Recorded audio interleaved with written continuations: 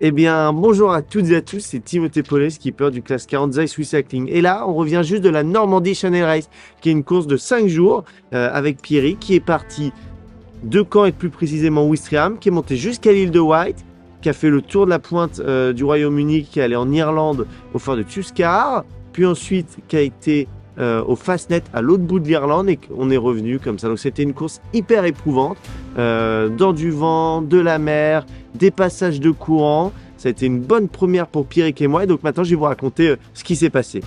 La Normandie Channel Race pour le projet Team Zeiss Swiss Cycling, c'est quoi? C'est la première course de la saison. Une première course de saison, elle doit bien se préparer en amont. Avec Pierrick, c'est la première fois qu'on a navigué ensemble. C'est la première fois qu'on a passé jour et nuit ensemble. Et avec aussi un troisième élément important du projet qui est le bateau, le classe 40 172. Donc tous les trois, on a dû trouver les réglages, trouver la coordination ensemble pour être le plus performant possible. Donc c'est vrai que ça a été un grand moment de découverte et d'apprentissage pour nous trois. Je parle comme si le bateau était une personne, mais en fait on le considère vraiment comme un des éléments phares du projet. Les objectifs d'une première course, que sont-ils? Dans un premier temps, c'est de valider notre qualification pour la Transat Jacques Vabre. La Transat Jacques Vabre, pour rappel, ça part le 29 octobre et pour se qualifier à cette course, il faut faire une certaine distance. Et donc la Normandie Channel Race permet de se qualifier, donc objectif déjà rempli. Deuxième objectif, c'est de se caler avec Pierrick. Et donc sur la communication, la technicité du bateau, les réglages et sur tous ces aspects vraiment performance, quoi. Troisième objectif, c'est de valider ce sur quoi on a déjà travaillé sur le début de l'année. Donc ça, globalement, on est satisfait. Donc il y a vraiment plein d'objectifs pour nous, Pierrick et moi, en mer, mais aussi un objectif pour la partie terre, c'est vous partager au mieux cette grande aventure collective. Et ça, je pense que c'est une pleine réussite pour le projet, puisque vous avez été nombreux à nous envoyer un petit message pendant la course, dans les moments un peu plus difficiles quand c'était intense, à la fin de la course et là encore maintenant même à J+1. Donc on vous remercie énormément. Quand je vous parle dès le départ, c'est d'abord un départ dans 20-25 nœuds. Donc c'est pour moi une première expérience en classe 40 de naviguer dans l'auto de vent, puisqu'en 2021 on n'avait déjà pas ces conditions-là. Ça a été quelques problèmes un peu techniques au début, mais c'est normal puisqu'on découvre le bateau. Et donc c'est vrai que sur les premiers 1000 de course, on n'a pas été très rapide. Ensuite, on a traversé la Manche.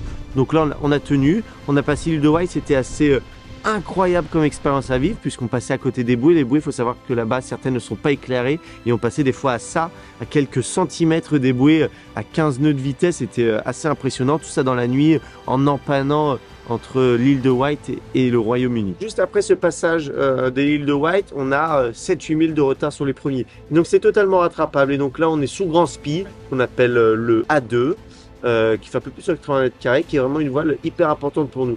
Et là, qui est neuve d'ailleurs, puisqu'on l'avait reçu, on l'avait testé une seule fois, donc il y a sa deuxième navigation. Et donc là, ce grand spi explose, comme ça, sans aucune raison.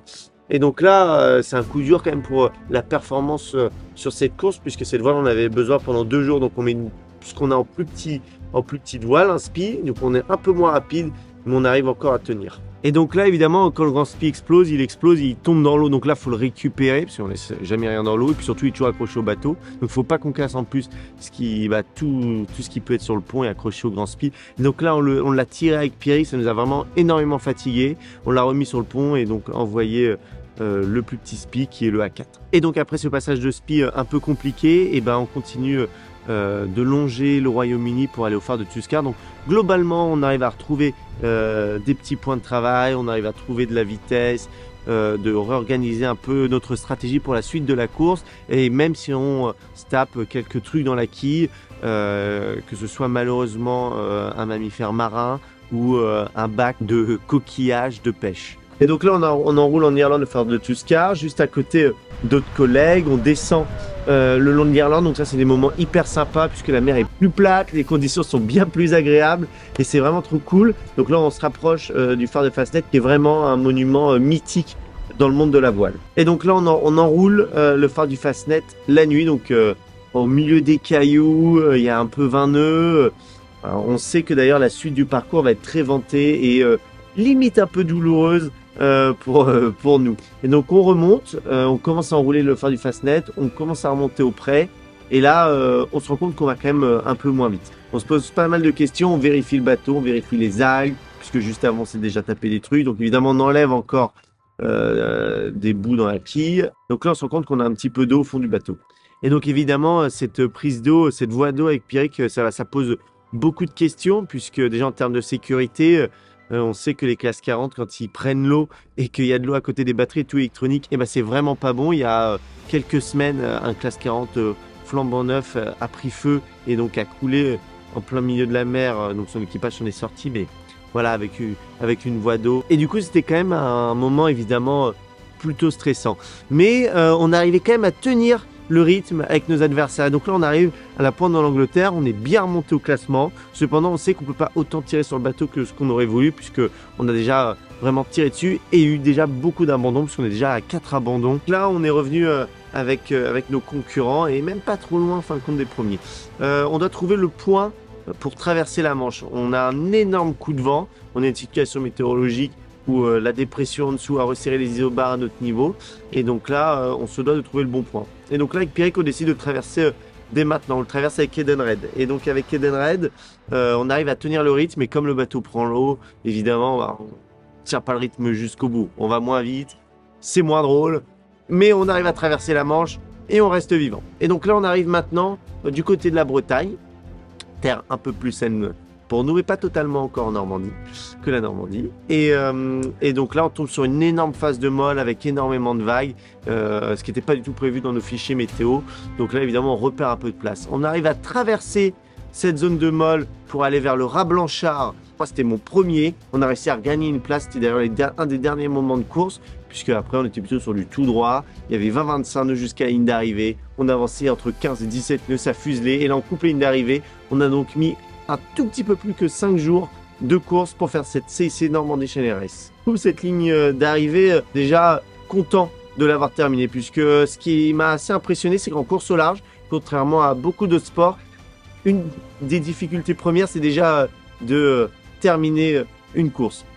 Ensuite, le bilan, il est un peu gris, parce que sur la performance, on n'a pas pu être au rendez-vous. On a eu énormément de casse, mais après, c'était l'un des premiers moments. Et donc voilà, on découvrait le bateau aussi, et le bateau nous découvrait aussi, peut-être qu'on l'a tiré un peu fort dessus, enfin bref, on a plein de bilans sur lesquels on est en train de se tirer actuellement avec Pierrick.